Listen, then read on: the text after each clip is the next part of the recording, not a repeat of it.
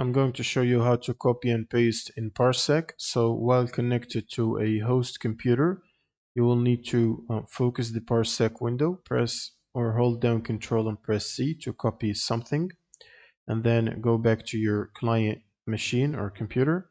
And when you press Control V, for example, if you copied a text, when you press Control V, it should paste the text directly.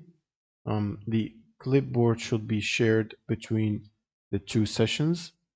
And if this didn't work for you, you can try to disconnect from the session, close Parsec, and restart it as admin by searching for Parsec, right-clicking on it, and then click on Run as admin. And once it runs, you can try to reconnect back to the host computer. You should also restart the host as admin.